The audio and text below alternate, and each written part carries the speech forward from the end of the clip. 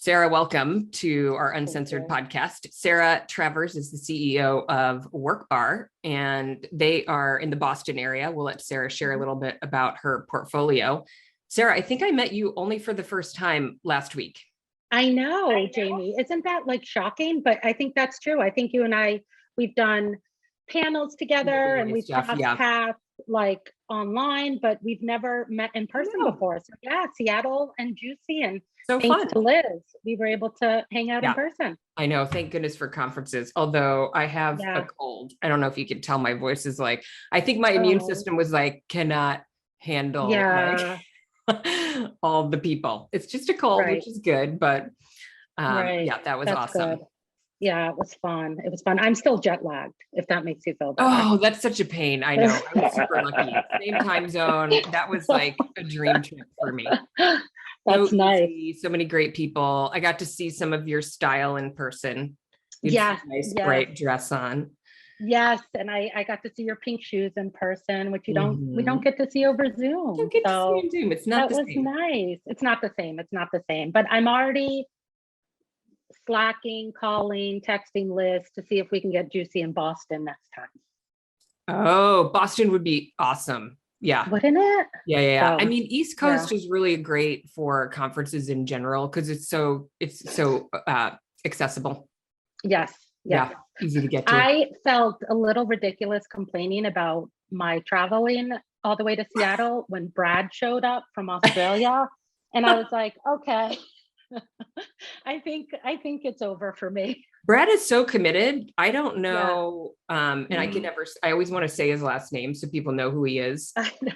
Krosskoff. I just say Brad from Hub Australia. Brad from Hub Australia. Yeah. Brad K. And they opened a location while he was here. I saw that on LinkedIn. I was like, that is so crazy. Brad's living the dream. Okay, Gio, I'm going to jump in with a couple of questions and then I'll let you talk. So real quick, this will make y'all feel better. I still haven't been home. Right. Are you serious? That's a good point. I don't go home till Thursday night. Oh my gosh. So I'm with Venture X the rest of the day here. How long total have you been on the road then, Jay? Since Monday morning. Wow. He's like a total road warrior. I was talking to him yesterday. I was like, you got to go. It's 5 o'clock for you. You're busy. And he's like, oh no, I'm sitting in the Dick's Sporting Good in a camping chair. I got all the time. I saw that on LinkedIn. Okay. You can work anywhere. We'll keep talking then. Yeah. Flex. It's all about flexibility. Yeah. Okay, you'll be IWG's prototype working out of a grocery store pretty soon. Oh, which is super interesting. Yeah. Okay, sorry, Jamie. I don't want to interrupt. My question for Sarah is, I mean, you basically started your career in Flex. What did you think when you went to college? What did you think you were going to be when you grew up? Yeah, I mean, so directly out of college, I actually applied to law school and spent a week in law school in Boston and dropped out.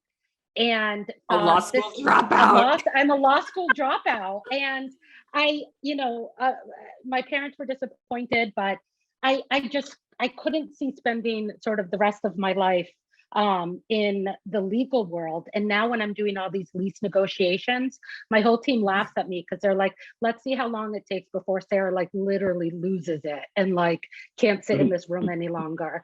And so I feel very thankful that I was I was smart enough to get out of that before I went too much further in it. But throughout college, I was a history major, and I really thought that I was just going to go to law school and be a lawyer and continue on that path. So I started at a company called EF in Boston right out of college, and I spent a year there, and then got laid off after 9/11 in 2001.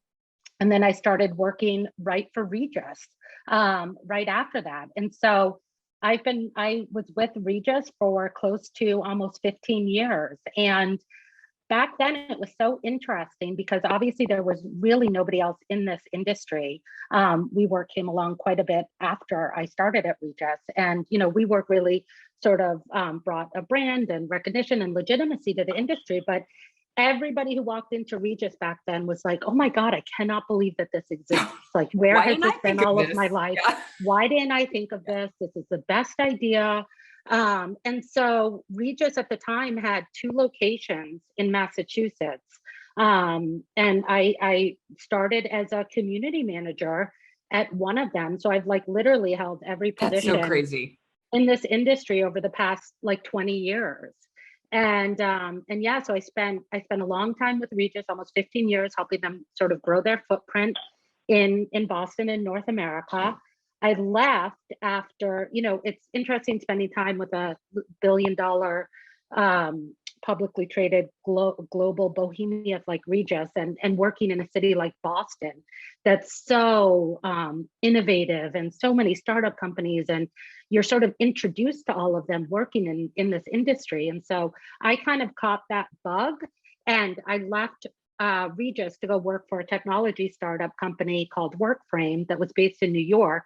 I was the only Boston employee, so I actually worked out of a WeWork in Boston. And then I left Workframe. They got sold to Newmark. It was just like the sort of a prop tech technology platform. They got sold to Newmark. I left Workframe and started working at Workbar in like November 2017. Started as a general manager / sort of director of sales, and became the CEO in May of 2018. So yeah, so it's been you know, it's been really interesting. I don't feel like, I mean, I'm sure you guys can attest to this too. You don't feel like you've worked in the same industry for as long as you have, just because everything has been so fluid and changing and exciting. And, you know, there's so much innovation and creative thinking going on within our space that it just doesn't feel like the same industry that it was. It is so different. You know, one of the talks that I listened to at Juicy was Nick at Common Desk, and he was sort of talking about the evolution, and he put up a like a timeline, and how it used to be executive suites, then it was co-working, now it's sort of hospitality. And I just thought that was such an interesting way to frame it, because it was executive suites, and now, God forbid, anybody call what we do executive suites. So I just thought that was a very interesting way to frame it. So that's been my career, and it's been really fun, really interesting. And you know, obviously, I think Workbar is the best product on the market, so it's evolved quite a bit. Yeah, I think one of the amazing things about the product that you have is it's so unique, right? Right. I believe you are one of the few actual open, collaborative, co-working spaces that I have come across that's been successful, right? Most of them have co-working within their, what we'll call executive suites or hybrid suites, private offices, right? And you are the only one that I have seen and experienced. I don't know about Jamie. She's seen well, Gio, it's exactly what I tell people not to do. If someone goes through my startup school, say, me too. Right. Okay, that's Tell not them going not to work. to do it. So I'm super curious, like to be the only ones.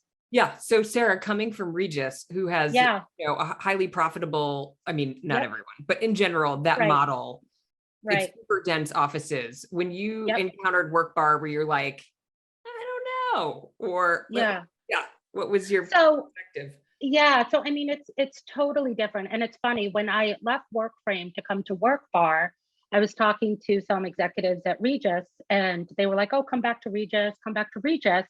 And when they found out I was going to Workbar, one of them called me and said, you'll be back at Regus in no time. There's no money in co-working. Like, there's no money in co-working. And it's so interesting to come into this model, because honestly, that was exactly the time, by the way, that I think it was the 2016 GWA conference in Vegas. And there were some people in the room who were not happy that I had come from co-working and was now representing the industry. And we were super defensive about why we were using the term, right? Yeah, the executive suites were like, well, why do you even get airtime? This is not like a business model, you know? And we had to put charts up on the you know, slides up that showed like what people were searching for, and that nobody searched for executive suites, they searched for co-working. So it was about the same time when you made that transition.